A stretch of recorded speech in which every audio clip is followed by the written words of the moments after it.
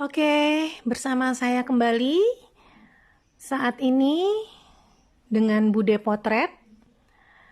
Kita akan membahas mengenai komposisi dalam fotografi. Jangan lupa ya, nanti di akhir pembahasan di-subscribe, di-like, di-share, dan di-komen.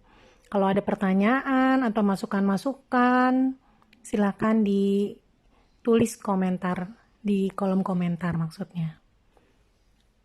Baiklah, kita akan lanjutkan pembahasan kita yang pertama mengenai komposisi dalam fotografi. Pengertian komposisi.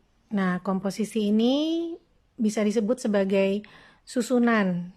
Sehingga kalau di fotografi menjadi susunan fotografi.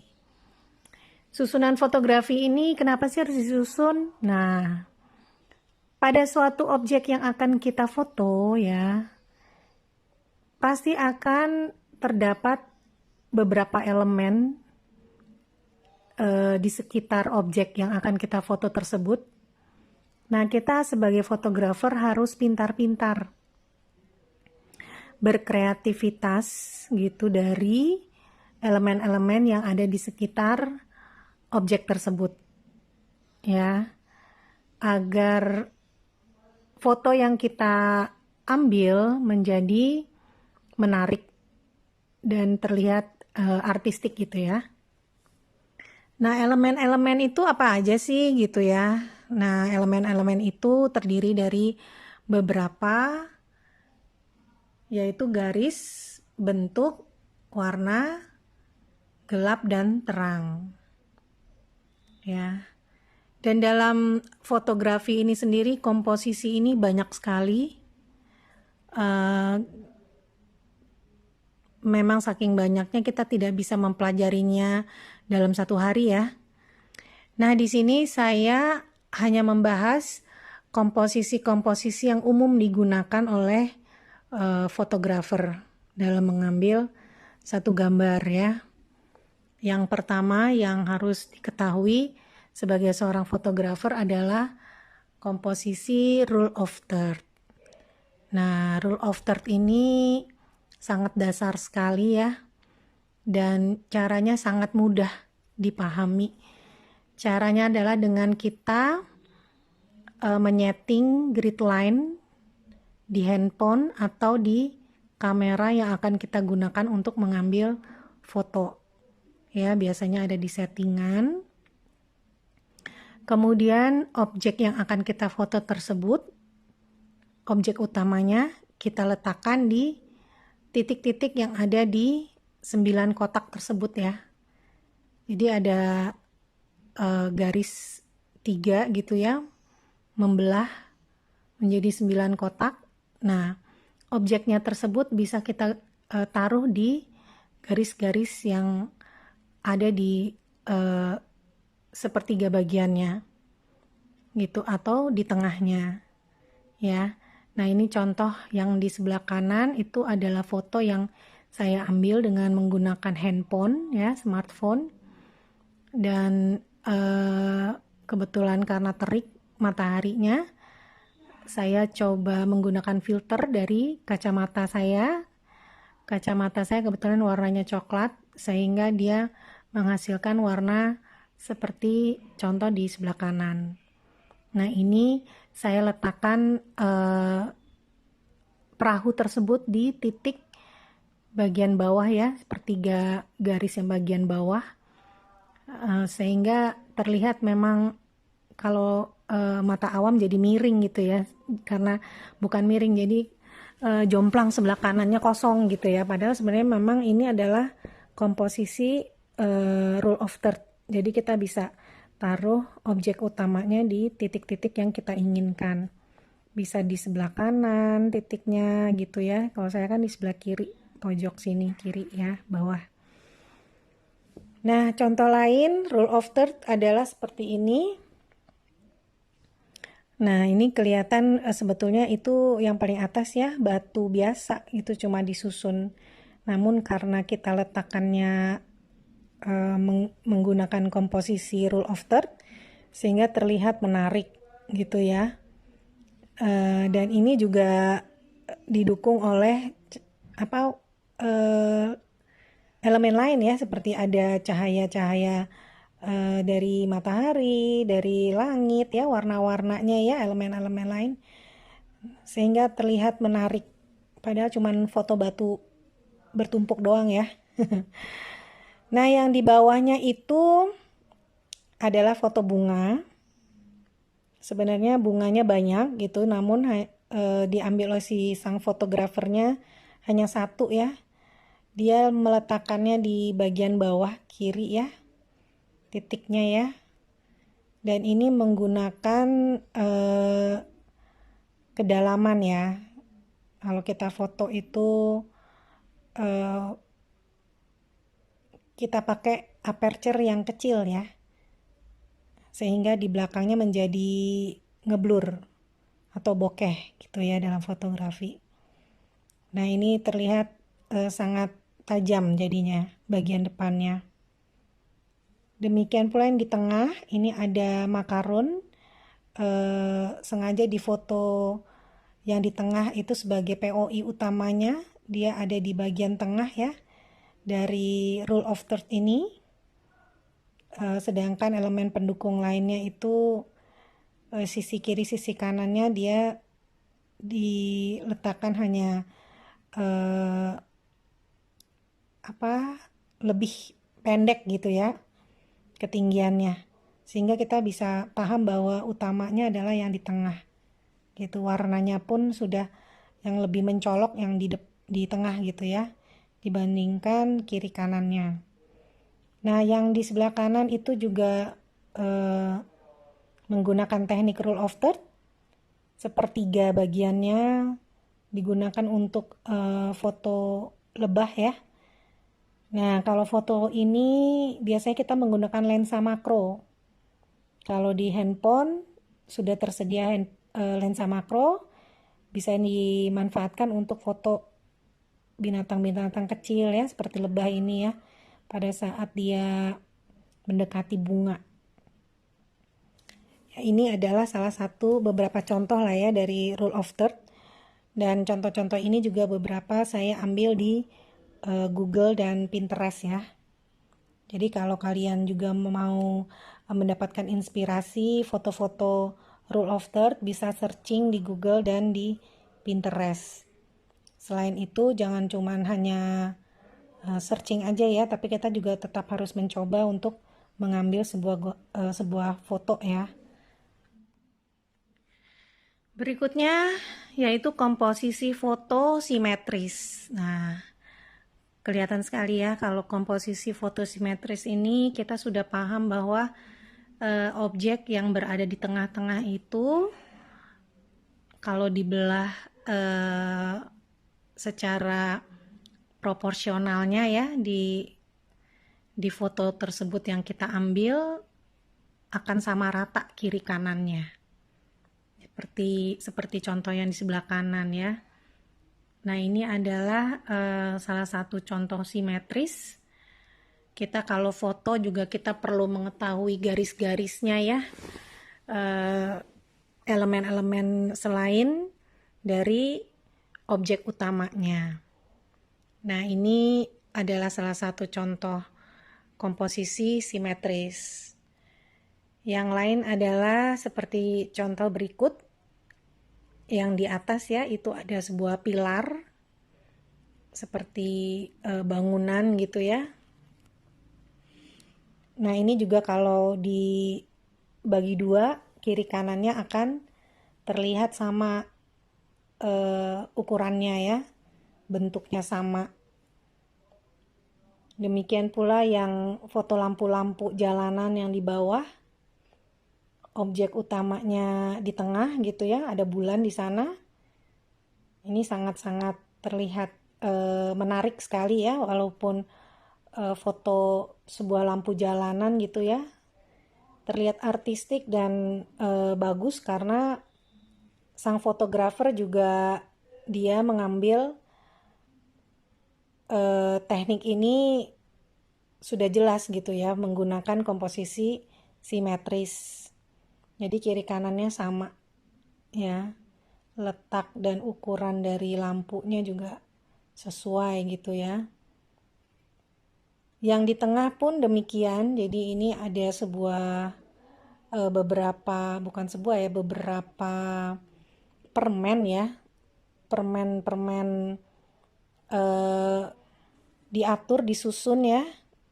Nah, bawahnya ini dia menggunakan kaca atau menggunakan akrilik biasanya. Jadi dia menimbulkan bayangan gitu ya. Nah, ini juga bisa kita masukkan ke kategori komposisi simetris karena atas bawahnya itu sama ya. Demikian pula yang danau yang sebelah kanan itu atas bawahnya sama. Jadi kalau komposisi simetris ini yang dipertimbangkan adalah sisi kiri dan kanannya itu sama besar gitu ya, ukurannya sama, terus bidang bagiannya juga sama. Demikian pula kalau atas bawah itu sama ya. Jadi tidak ada yang atas bawah, bawahnya lebih sebelah kanannya mungkin lebih kecil tapi yang di atasnya malah lebih tinggi gitu ya, lebih pendek yang di bawahnya itu enggak gitu ya. Kalau simetris itu semua sama, ukurannya sama, tinggi sama, letaknya sama gitu. Itu adalah simetris ya. Berikutnya adalah framing ya, komposisi framing. Komposisi framing adalah membingkai suatu objek utama atau point of interest dengan elemen lainnya dalam sebuah foto ya. Salah satu manfaat menggunakan komposisi framing ini adalah para penikmat foto bisa langsung melihat objek yang dituju ya, point of interestnya ya. Dan ini menghasilkan efek ruang tajam yang jelas sekali ya.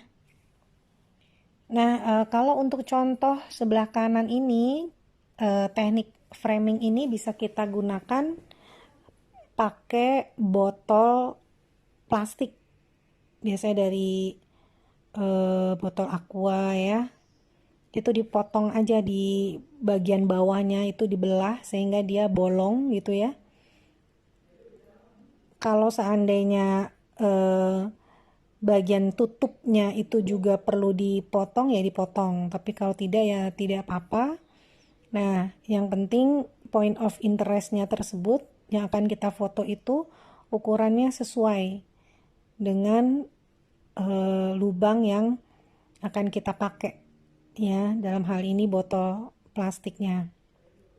Lalu kita cekrek gitu ya, ambil di bagian tengah-tengah belakangnya ya, lensanya ada di tengah, diposisikan.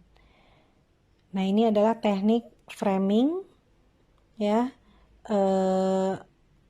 Beberapa contoh yang lain juga seperti kita gunakan daun ya, daun ini sangat menarik sekali ya. Jadi seorang fotografer itu memang perlu kreativitas ya.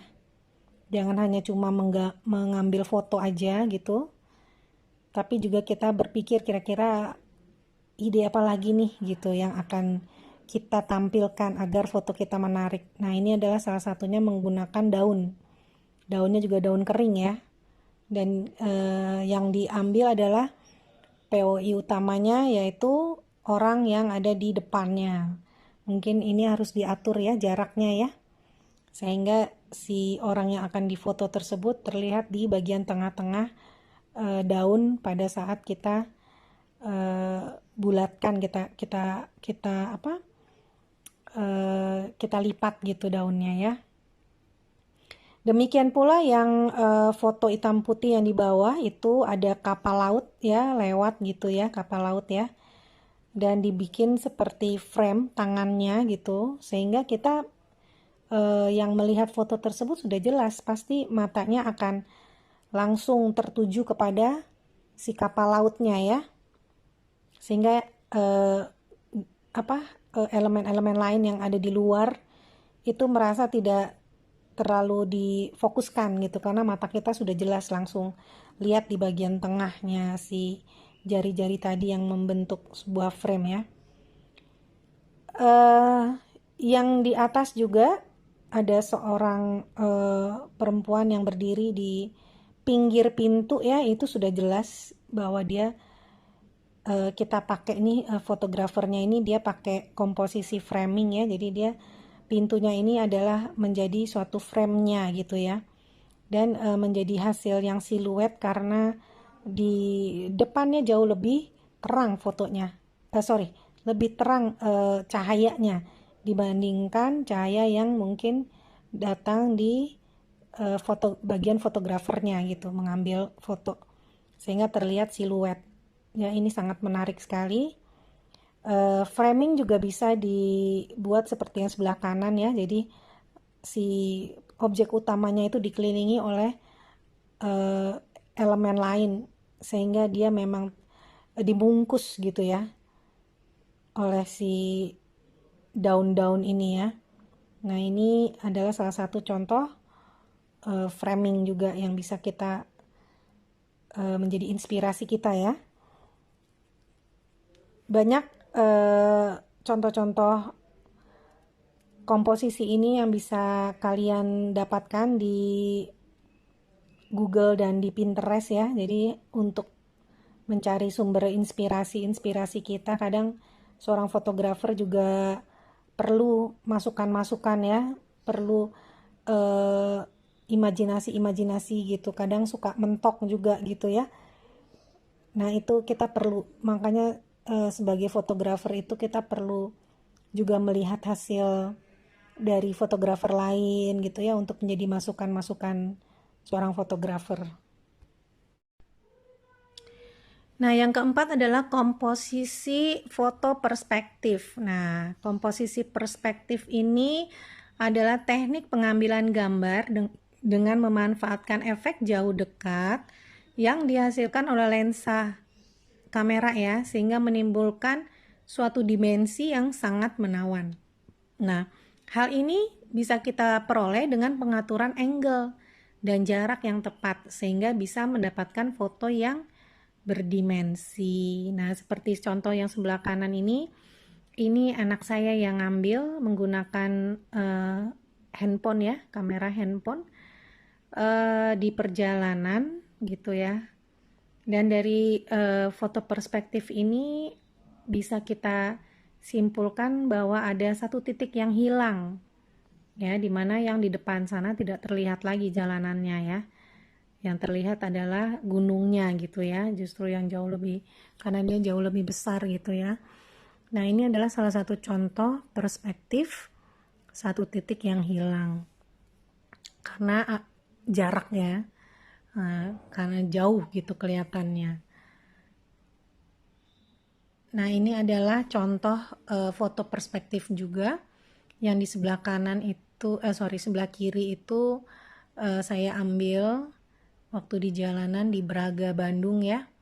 Jadi ada satu jalan.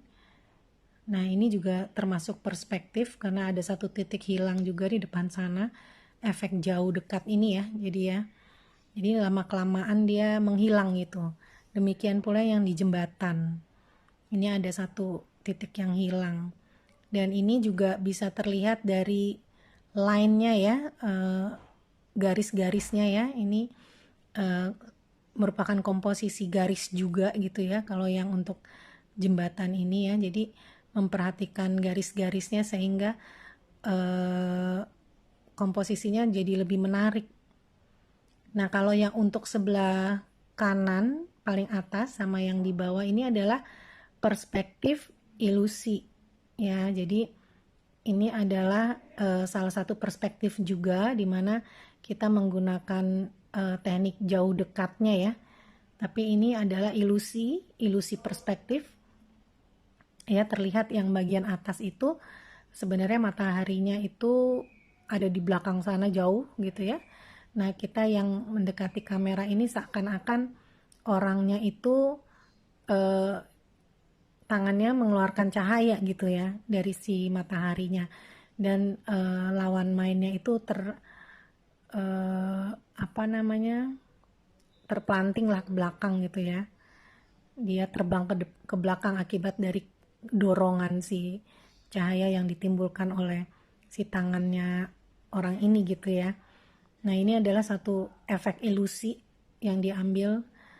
Demikian pula yang di bawah ini ada beberapa orang gitu ya. Sebetulnya sih mereka ini jaraknya aja yang diatur ya. Mereka tuh sebenarnya berdiri berjejer gitu.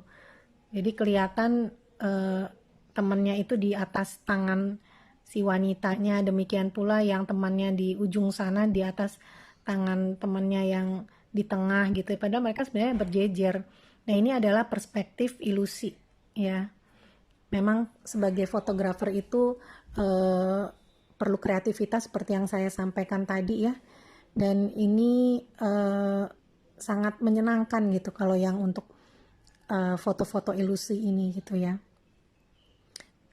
Nah, yang kelima ini adalah yang terakhir sebagai bentuk dari komposisi yang biasa umum digunakan oleh seorang fotografer, yaitu fill the frame. Ini sangat mudah ya, sama seperti rule of third. Ini sangat mudah diambil oleh fotografer ya, karena satu gambar itu dipenuhi oleh objek utamanya ya. Caranya adalah dengan mendekatkan lensa kamera kita ke bagian objek tersebut ya, si objek utamanya, sehingga satu frame di frame kamera kita terpenuhi hanya satu objek itu, atau dipenuhi oleh satu objek namun banyak gitu ya. Nah, seperti contoh seperti ini ya. Di atas itu adalah bunga matahari bagian-bagian dalamnya ya. Nah, ini dia di tengah-tengah gitu ya, didekatkan lensanya ya, sehingga terlihat putiknya gitu ya. Tengahnya juga kelihatan gitu ya. Nah, ini biasanya menggunakan kamera makro ya, lensa makro. Kalau di sini teman-teman ada yang punya lensa makro di handphonenya, bisa digunakan gitu ya. Demikian pula kalau kamera ya, kalau punya lensa makro bisa digunakan, atau kalau tidak punya ya didekatkan saja lensa kamera HP atau kamera kita ke objek yang akan kita foto. Nah, ini juga daun yang di bawah itu ya, itu efek didekatkan jadi terlihat pori-porinya. Nah, ini adalah salah satu contoh juga sawi dan raspberry. Ini adalah salah satu contoh di mana tidak satu objek yang difoto memenuhi satu frame, namun dia berkelompok gitu ya. Namun intinya dia satu objek memenuhi gitu ya di frame-nya tersebut. Nah, ini adalah salah satu contoh fill the frame. Oke. Nah, demikian mengenai komposisi dasar ya yang biasanya umum digunakan oleh fotografer. Banyak sekali memang komposisi lainnya ya yang ada dalam fotografi ya, dan kita memang harus mempelajarinya satu persatu dulu ya. Jangan dalam satu hari itu memang tidak bisa semua komposisi kita pelajari gitu ya, karena memang banyak sekali jenisnya. Dan yang utama adalah kita sebagai fotografer itu harus kreatif. Kita sudah harus cepat sekali berpikir bahwa ini enaknya gimana gitu ya. Nah, kita ambil posisi apa nih gitu. Nah, itu komposisinya bisa kita pakai yang mudah-mudah saja dulu untuk sebagai beginner. Kalau sudah mulai paham, nanti sedikit-sedikit kita mempelajari komposisi yang lain.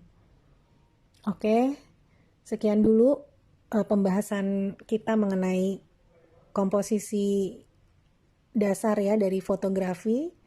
Terima kasih dan salam cekrek.